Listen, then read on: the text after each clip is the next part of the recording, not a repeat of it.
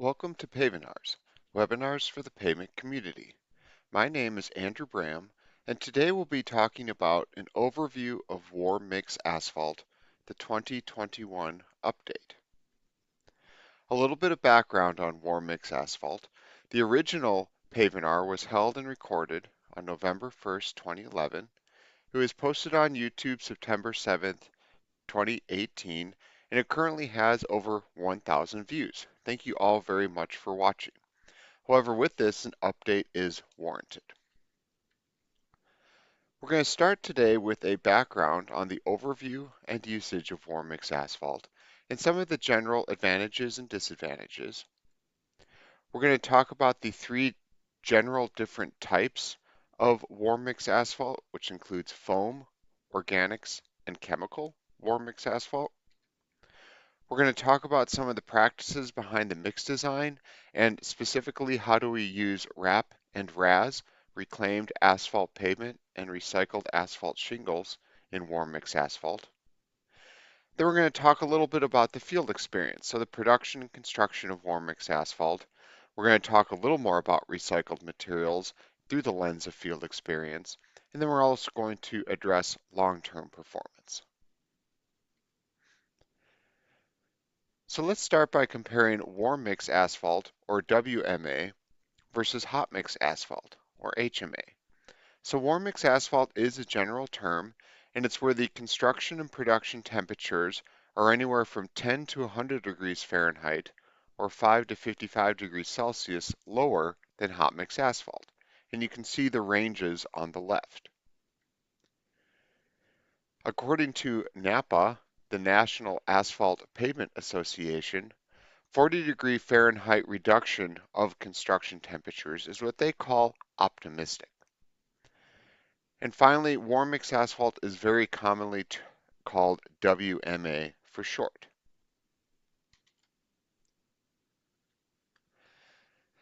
There are many different technologies that can be used for warm mix asphalt, and that includes alternative production processes, which are commonly referred to as foaming, and then also additives, and you can add either different organics or chemicals. Now, warm mix asphalt was first developed in the late 1990s in Europe. And we can break this down a little bit further as well. This is from the European Asphalt Pavement Association, and you can see they have these different temperature ranges depending on what type of asphalt concrete you're producing. So you can see on the far right of this graph, you have hot asphalt, which is 150 to 200 degrees Celsius. Then you have warm asphalt, which is 100 to 150 degrees Celsius. You have half warm asphalt, which is less than 100 degrees Celsius. And then you have cold asphalt, which is essentially anything above freezing point of water. And you can see the energy consumption goes up as you increase the temperature of production. And another nice thing about this graph is that these different zones, you can see where with half warm asphalt, you both heat and dry the aggregate. With warm asphalt, you're continuing to heat and dry the aggregate, but any additional temperature increase just heats the aggregate more. There's no additional drying. So there's a lot of nice information in this little figure and also in the document that EAPA put out in 2014.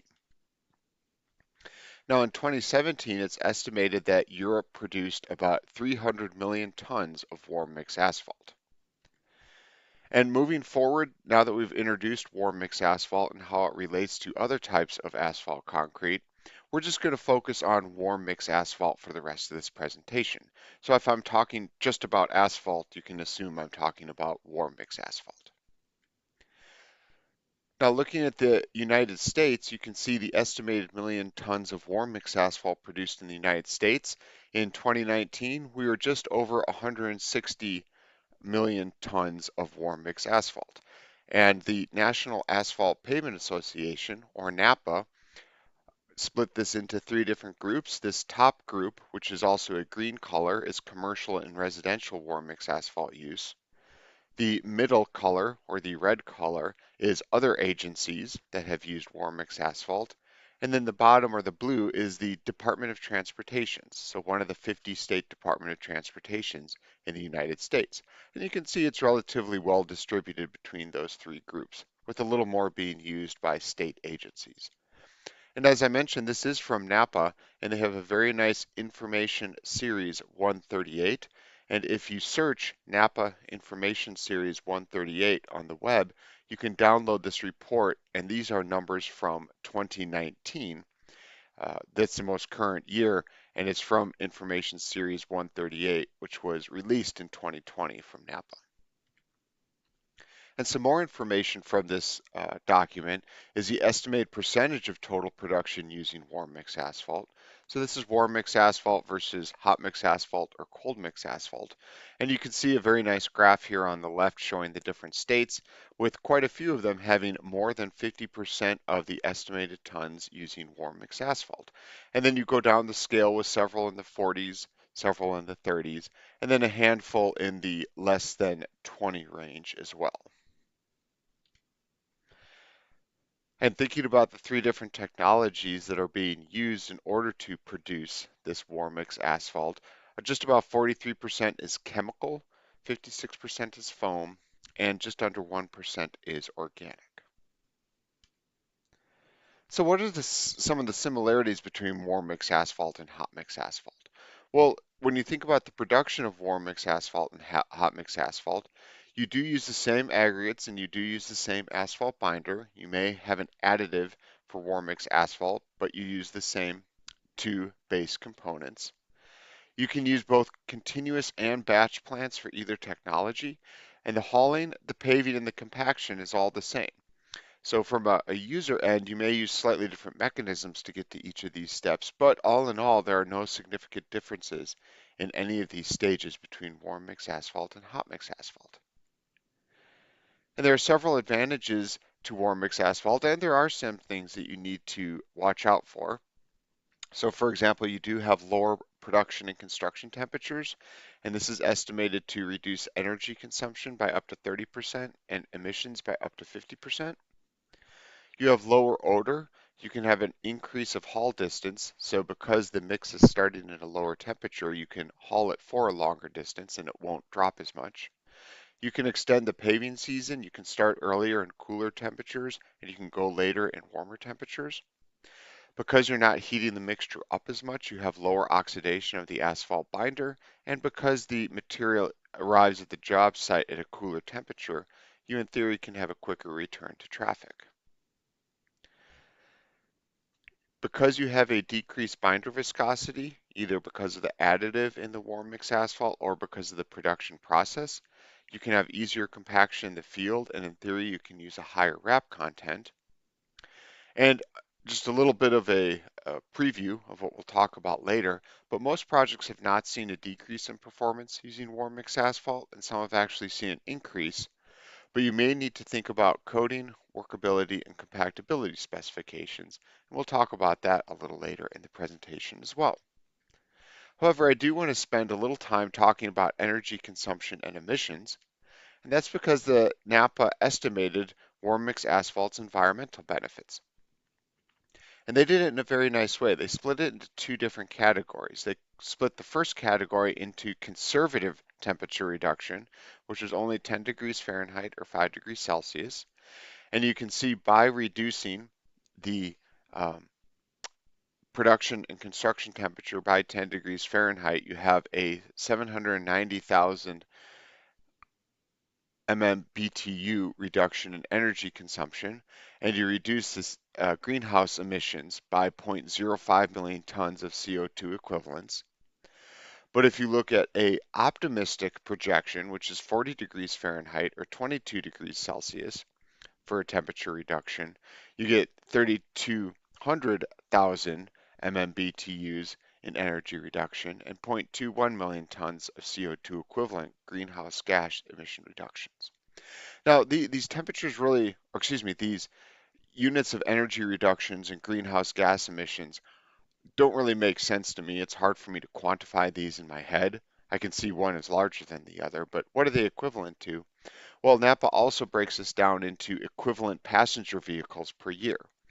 So In 2019, by using warm mix asphalt and reducing by 10 degrees Fahrenheit, it's estimated that we removed 11,000 passenger vehicles from the road in 2019.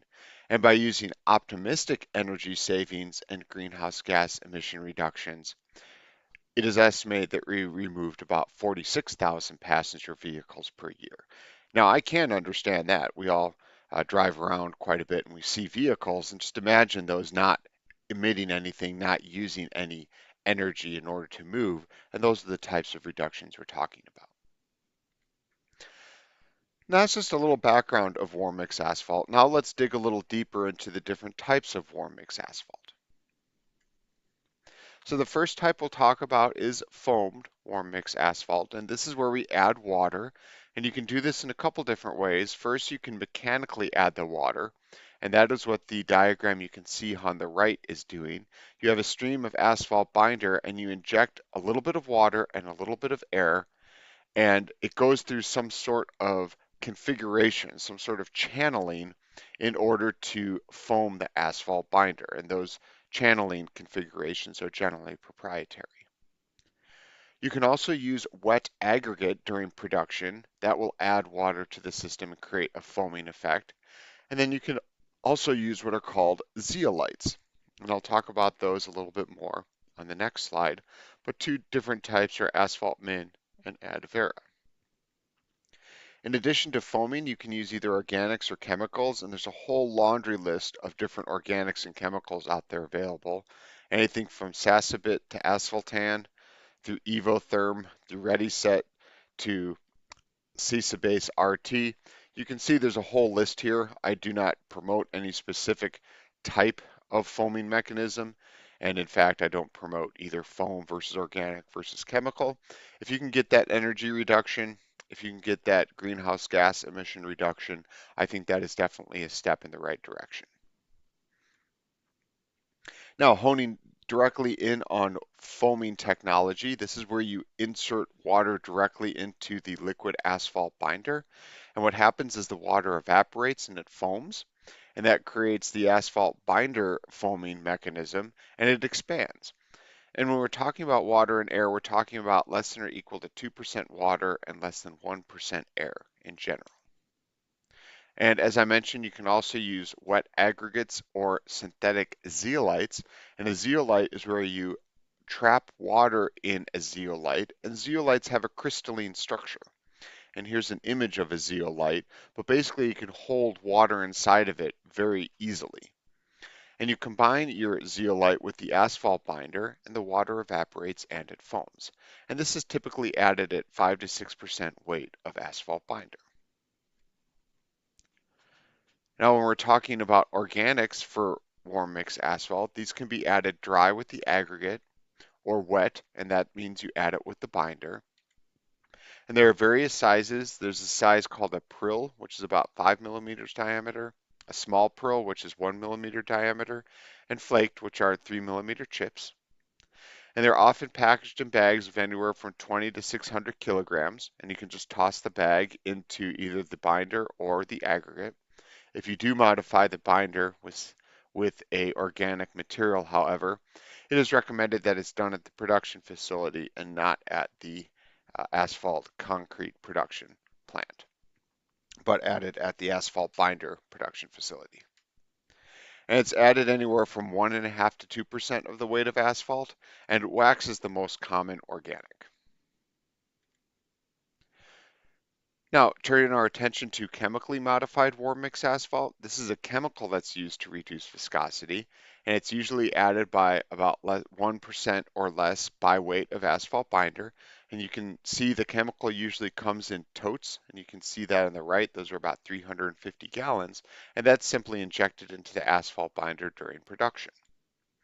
You can also use asphalt emulsion, and this is where you mill together asphalt binder, water, and a little bit of chemical, and this creates an asphalt binder, and you simply transport that to the plant and mix it with the aggregate.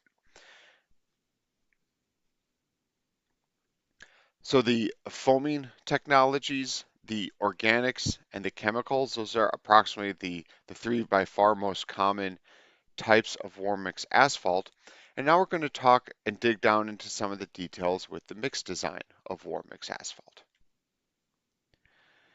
Now, when you look back in the history of Warm Mix Asphalt, really NCHRP Report 691 provided the foundation for so much of what we know and so much of what we talk about with Warm Mix Asphalt.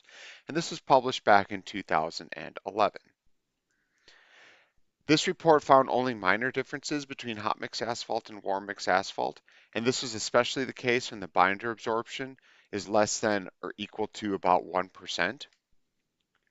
But this NCHRP report did identify some potential challenge areas, and that included compactability, moisture sensitivity, and rutting resistance. So like any good research project, it said there were challenge areas and it said a little more research was needed, and NCHRP responded. So there are various subsequent NCHRP reports that talk in depth about warm mix asphalt, and that includes NCHRP 714, and NCHRP 714 is actually a supplement to NCHRP 673, which focused on hot mix asphalt. So it essentially took the content of NCHRP report 673, but talked about it through the lens of warm mix, and that is NCHRP report 714. NCHRP report 763 talked about moisture in warm mix asphalt. NCHRP 779 was the first field studies of warm mix asphalt. NCHRP 807 specifically talked about foamed warm mix asphalt. NCHRP 817 talked about validating what was found in NCHRP 763, so as a validation of the moisture findings. NCHRP 843 talked about long-term performance of warm mix asphalt. And then finally, most currently, NCHRP 890, that talked about incorporating recycled asphalt shingles, or RAS, into warm mix asphalt. So if you happen to have nothing to do for the rest of the day, you can search and download all of these NCHRP reports, and I would estimate you'd have about 1,500 pages of reading ahead of you. So there's a lot of very good information out there. And in addition to this, I don't want to discount all of the work that's been done at state levels and all of the work that's been done at either universities or research groups. There is also a significant amount of work done in all of those areas. However, if you're just starting out and you want overviews, I would really recommend starting with these NCHRP reports. That'll introduce you to the terms, it'll introduce you to the work that's been done because there's very nice literature reviews in all of these reports, and then you can start expanding outward. But this is a really, really good place to start. Another really good resource to look at if you're just starting out with warm mix asphalt is AASHTO R35. And Appendix X2 was actually developed explicitly for warm mix asphalt.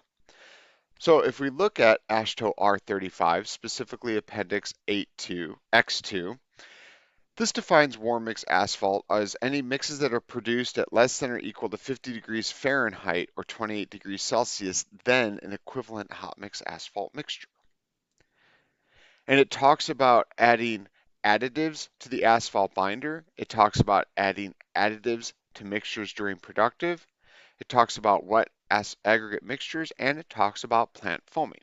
So this is how AASHTO R35 defines the different types of practices allowed, and you can see the foaming, the organics, and the chemicals are all represented here. It has various special sections. This includes additional laboratory equipment you may need. It talks about how you select a warm mix asphalt technology. It talks about how you select your binder grade when doing warm mix asphalt, the use of RAP or reclaimed asphalt pavement in WMA. It talks about technology specific specimen fabrication, so those 4 practices. What sort of special technology do you need in order to make samples in the lab? It has special sections on coating, compactability, moisture, and rutting, which is very interesting because if you recall, 3 of those were identified in the NCHRP report 691 produced in 2011. And it also talks about adjustments that you may need to make. So I could spend quite a bit of time talking on these special sections, but I just want to hone in on a couple of them. First of all, the binder grade is generally the same as hot mix asphalt. So kind of right off the bat, the asphalt binder you're using and the aggregate you're using really doesn't change between WMA and HMA. And I also want to talk a little bit about using RAP in warm mix asphalt and these 4 different special sections revolving around coating, compactability, moisture, and rutting. So when looking at R35, specifically in the mixture evaluation, and if you're worried about coating, you can follow AASHTO T195, which is a coating test. Now it's important to note that you do not want to oven condition the mixture, but you simply follow AASHTO T195, and in order to have appropriate coating, greater than or equal to 95% of the coarse aggregate must be fully coated. When we're talking about compactability, you're going to compact 2 sets of samples. The first one, you mix, compact, and you measure the bulk specific gravity at the field compaction temperature to end design. So you take material, you mix it, you compact it to end design at the field compaction temperature, and then you uh, take the bulk specific gravity. And we're representing this with simply a capital T. The second set of materials, you mix, compact, and you measure the bulk specific gravity at 30 degrees Celsius less than the field compaction temperature. And we call this T minus 30. You determine the corrected densities, and then you take the ratio of how many gyrations it took to get to 92% density, so N92, of the 30 degree less than field compaction temperature, T minus 30, so N92 at T minus 30, and you divide that by the number of gyrations it takes to get to 92% density at the field compaction temperature, or capital T. And so you can see that's the equation that's shown there, the N92 at T minus 30 divided by the N92 at T. And this has to be less than or equal to 1.25 in order to have proper compactability. Now, when talking about moisture sensitivity, you make samples to 7% air voids and you run AASHTO T283, and the tensile strength ratio, or the TSR, must be greater than or equal to 0.8, and there must be no visual evidence of stripping. And finally, for rutting resistance, again, you make samples at 7% air voids, and you can use various different pieces of performance equipment. You can use the flow number, the SST, the Super Pave Shear Tester, the Hamburg Wheel Tester, or the Asphalt Pavement Analyzer, or APA, and you can see all the associated AASHTO specifications listed there.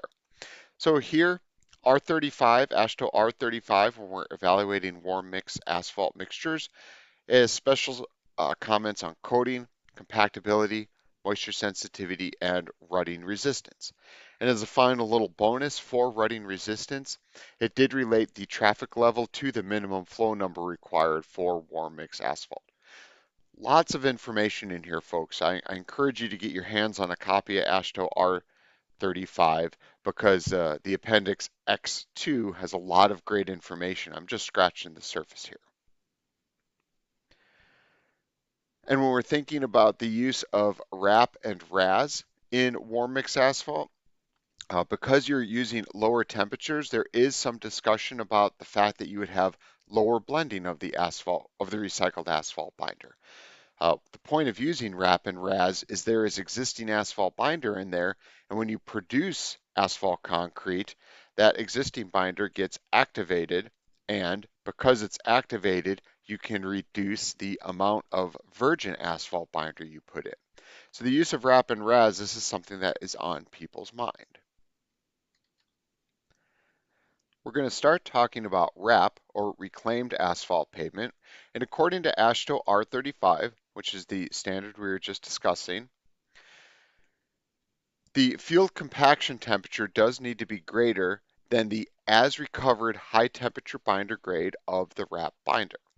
So you need to perform an extraction on the RAP binder, you need to grade the high temperature binder grade, and you need to make sure that your field compaction temperature is greater than that high temperature binder grade.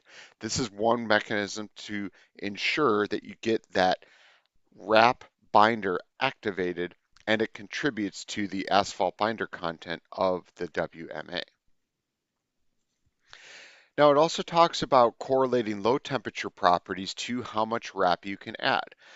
Some people are thinking about the fact that RAP tends to stiffen mixtures a little bit, and if you have a slightly stiffer mixture, that may lead to more cracking, especially at low temperatures.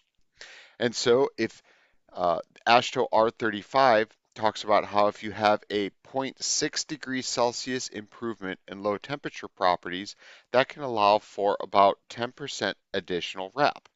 And they show a blending chart that goes through a lot of these examples. And this blending chart has the warm mix production temperature from 210 to 300 degrees Fahrenheit. And it also has various binder grades. It has the range of warm mix asphalt production temperatures. And then it has a corresponding improvement in low temperature continuous grade. And so just an example here, I showed 260 degrees Fahrenheit, and you can see for a PG 58 minus 28, you have a zero point 0.5 degrees Celsius improvement in low temperature continuous grade. So you can imagine all these different warm mix asphalt production temperatures, these different asphalt binder grades. You have a very nice table here for a blending chart um, of use of REP.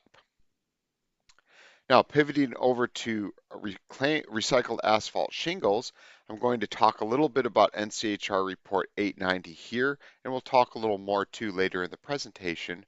But in short, RAS did not have any detrimental effect being used in warm mix asphalt. They found that warm mix asphalt with RAS actually had a lower stiffness than hot mix asphalt with RAS. But they did state very clearly that there were no clear methods to currently determine the degree that RAS binder activates. Because RAS is a much smaller particle size than RAP, it's a little more difficult to determine and quantify when that binder starts to activate. They did also provide a best practice document. So if you're interested in warm mix asphalt and RAS, NCHRP 890 is definitely for you, and there's a lot of good information in there.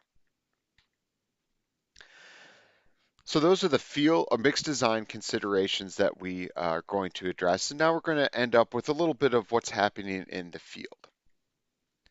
So when we're thinking about production and construction of warm mix asphalt, we first start with the design of the mixture themselves. Uh, Research has found that moisture contents are slightly higher in warm mix asphalt than hot mix asphalt. And this makes sense because a lot of the technologies have water in them, but they're generally less than or equal to 0.5% moisture in the mix total. They found that during the design, you didn't need any major alterations to the mix design. You saw some things you can do in AASHTO R35 if you're concerned with coating, compactability, moisture sensitivity, or rutting resistance, but in general, there's no major alterations necessary. And they also found that warm mix asphalt absorbs about 0.12% less asphalt binder into the aggregate. And this is actually very important because that means less asphalt binder is being uselessly absorbed into aggregate, and that means that you can reduce your virgin content and still get the good coating of the aggregate that you need.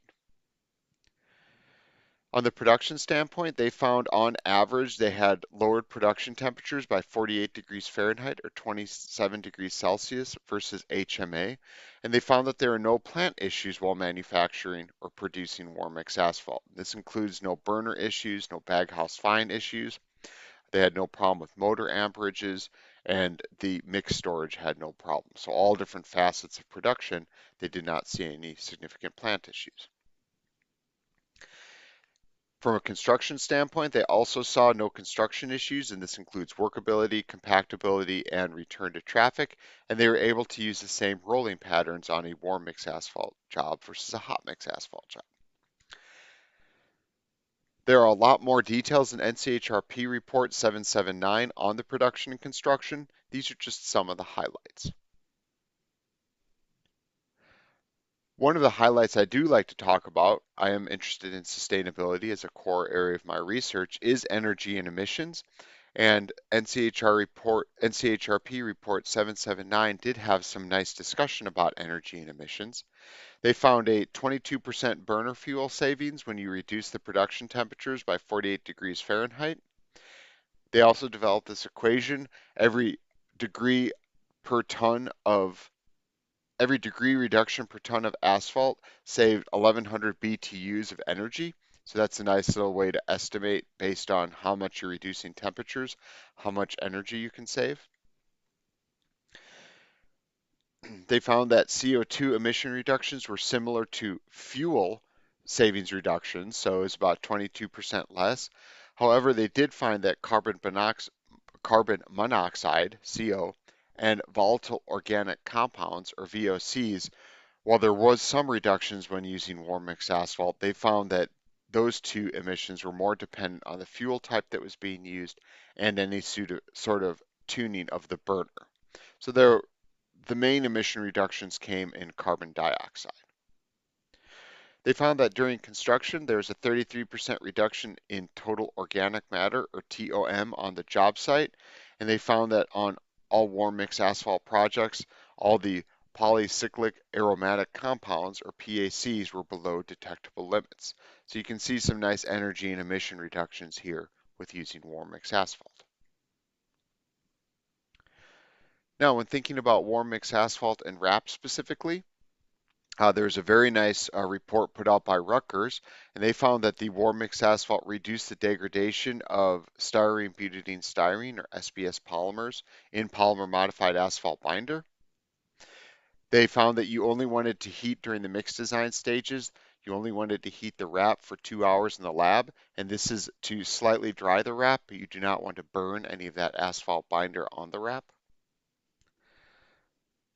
They found that RAP does not necessarily blend 100% with virgin binder, and this agrees with previous research that indicates that the RAP blending is somewhere between the RAP acting as simply a black rock, where there's 0% blending, and full blending.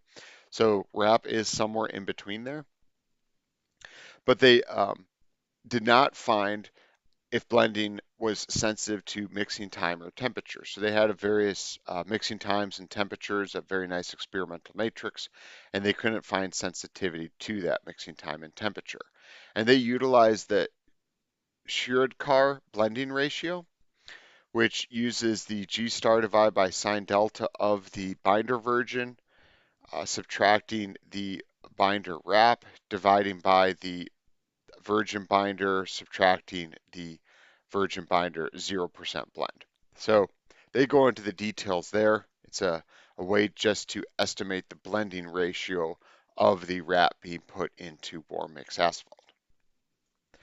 And then finally, they also found that RAP required a slightly higher optimal asphalt binder content than an equivalent zero RAP mixture. And you can see this graph on the right, that top solid line has 25% RAP, and you can see that the asphalt content is higher than the 0% RAP. As I mentioned, this work was done by Rutgers, by Dr. Bennett, and if you search the term the effect of warm mix asphalt on RAP and hot mix asphalt, the New Jersey Department of Transportation has posted this online for free that you can look at in at your leisure. Now looking at warm mix asphalt and RAS, recycled asphalt shingles, this report encouraged you to take a look at AASHTO PP78, which is the AASHTO provisional specification on incorporating RAS into asphalt concrete mixtures.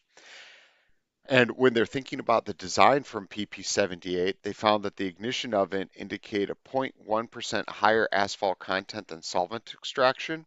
And this could potentially be due to the fact that the RAS is generally smaller particles and has a lot of finer aggregate in it.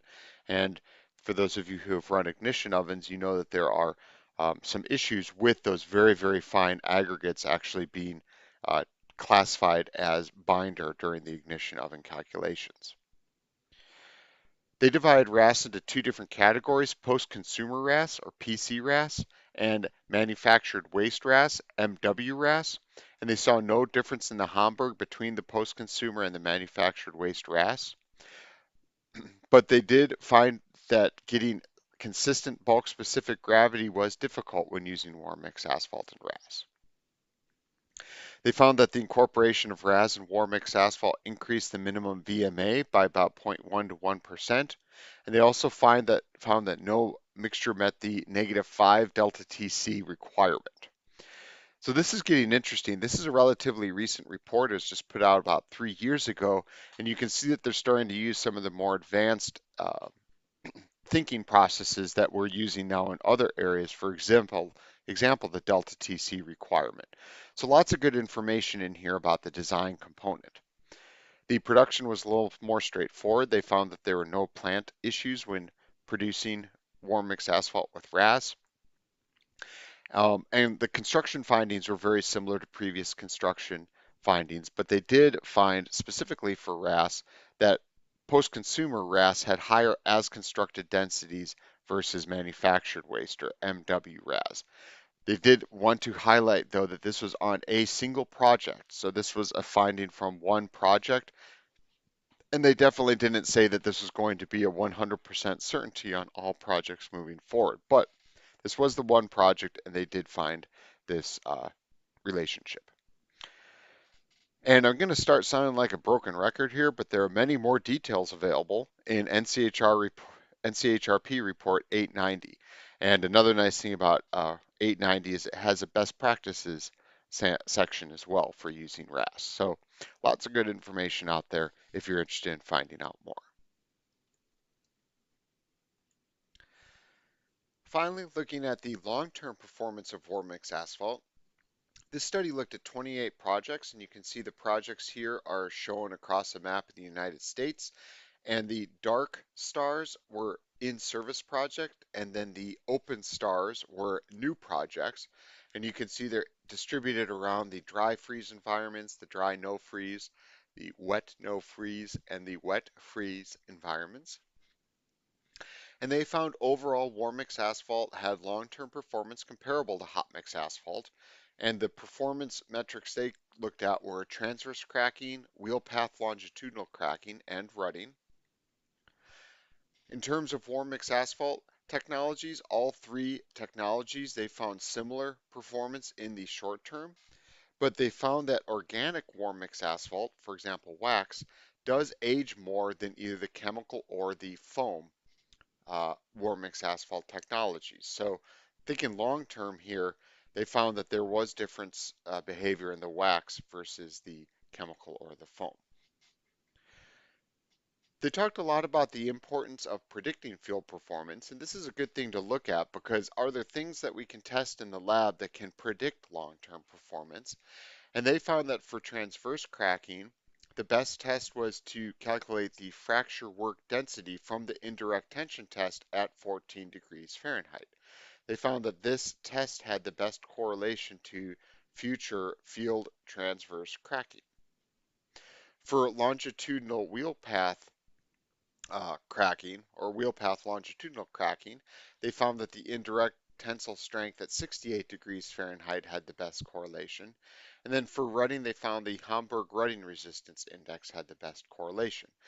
So these are the three tests that they recommend if you want to try and predict field performance using warm mix asphalt during the mix design stages. And these gave the best correlation to future transverse cracking, future wheel path longitudinal cracking, and future rutting. They also had many other correlations with different tests, so if you're interested in that, they do have more details, but these were the three big ones. And then finally, they found, interestingly, that Pavement ME, the AASHTO R pavement software, was not a good long-term predictor of performance for warm mix asphalt. So this was just also released a couple years ago, and there are many more details in NCHRP report 843. But these are the highlights. So we covered a lot of ground here. We talked about the background of warm mix asphalt. We talked about the different types. We dug into the mix design a little bit, and then we looked at various field studies as well. I think the important thing is there's been a lot of work done over the last 10 years in warm mix asphalt. There's a lot of good reports out there. This presentation is just uh, this presentation was just developed to be a brief overview of warm mix asphalt, but I do hope that you consider looking into some of these additional resources that we discussed. So I appreciate you joining us today. Thank you very much and have a wonderful day.